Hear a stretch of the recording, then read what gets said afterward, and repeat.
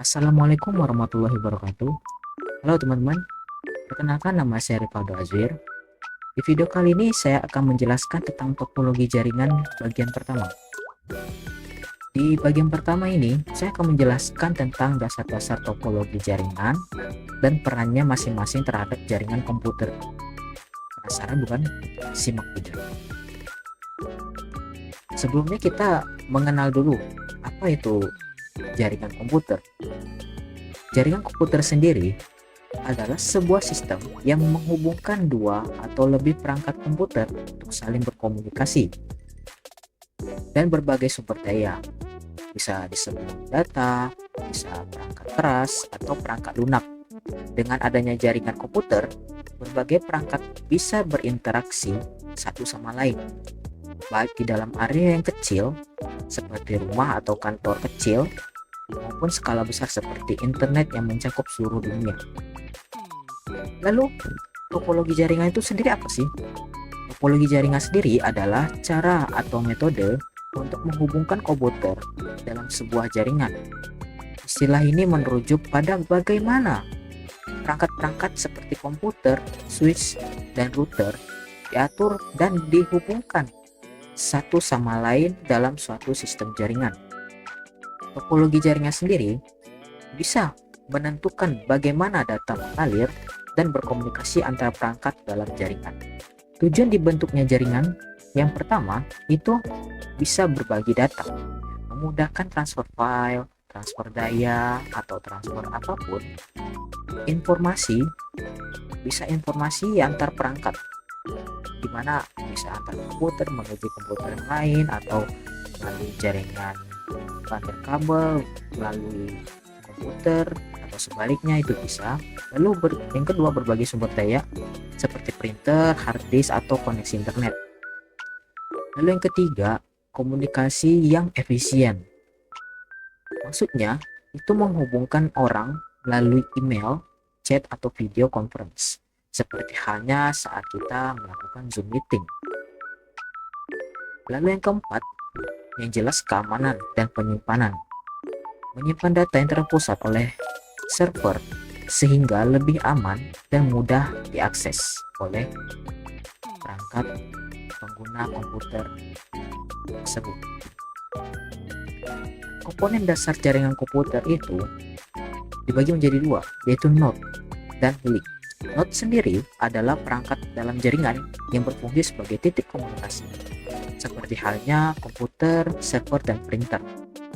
Nah, untuk link, dia adalah media penghubung yang digunakan untuk menghubungkan antar node dalam jaringan agar dapat saling berkomunikasi, seperti contoh kabel dan nirkabel. Nah, yang selanjutnya itu switch atau hub. Berfungsi sebagai perangkat jaringan yang menghubungkan beberapa perangkat atau node seperti komputer, printer, server dalam satu jaringan lokal atau disebut LAN. Router sendiri itu perangkat jaringan yang digunakan untuk menghubungkan dua atau lebih jaringan yang berbeda dan meneruskannya ke antar jaringan tersebut. Faktor pemilihan topografi kita bisa melihat dari tiga sudut pandang. Yang pertama itu biaya, terus yang kedua kebutuhan, dan ketiga performa. Nah, yang biaya itu maksudnya yang dibutuhkan untuk membangun jaringan, termasuk itu di dalamnya perangkat keras seperti komputer, printer, server, kabel, switch. Lalu juga pertimbangkan juga perangkat lunak yang akan kita gunakan, serta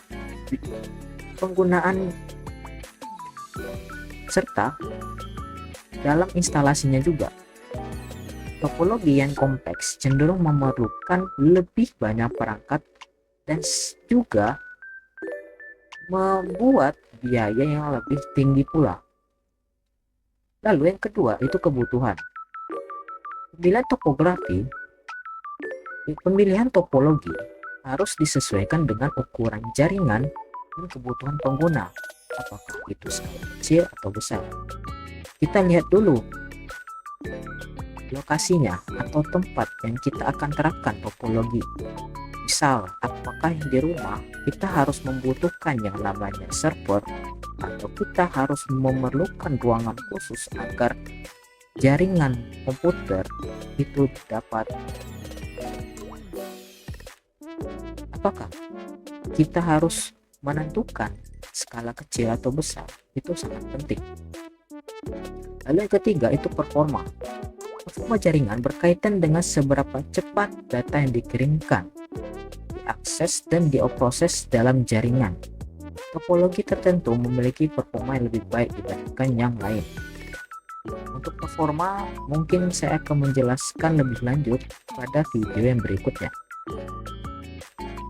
Nah, manfaat topologi jaringan yang kita dapatkan setelah memahami topologi jaringan itu bisa mendesain jaringan sesuai dengan kebutuhan dan skala. Misal, topologi star cocok untuk skala kecil karena sederhana dan cepat. Sedangkan tri atau hybrid ideal untuk jaringan besar yang lebih kompleks, yang bisa diterapkan pada perusahaan-perusahaan yang sudah besar atau internet atau jaringan internet yang sudah bisa menghubungkan antar dunia.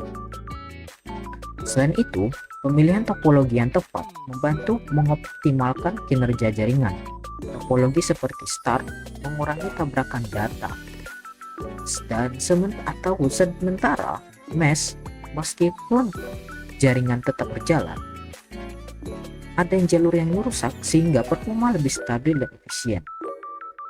Selain itu juga, pemahaman tentang topologi jaringan membantu mengoptimalkan kinerja jaringan.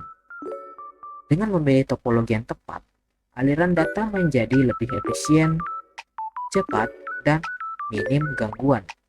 Pemahaman topologi mempercepat troubleshooting atau pemeliharaan saat terjadi masalah. Struktur jaringan yang jelas memudahkan identifikasi dan perbaikan kerusakan, sehingga pemeliharaan jaringan menjadi lebih cepat dan terorganisir. Baik, segitu saja video kali ini. Mungkin saya akan melanjutkannya video berikutnya mengenai apa saja jenis-jenis topologi jaringan dan apa saja sih perbedaan dari jenis-jenis dari topologi tersebut, dan juga mungkin saya akan menyertakan contoh dan cara mengimplementasikan sesuai dengan apa yang dimaksudkan, yaitu skala kecil, menengah, dan skala besar. Ya, segitu dulu video saya kali ini. Kurang lebihnya saya mohon maaf. Saya ucapi wassalamualaikum warahmatullahi wabarakatuh.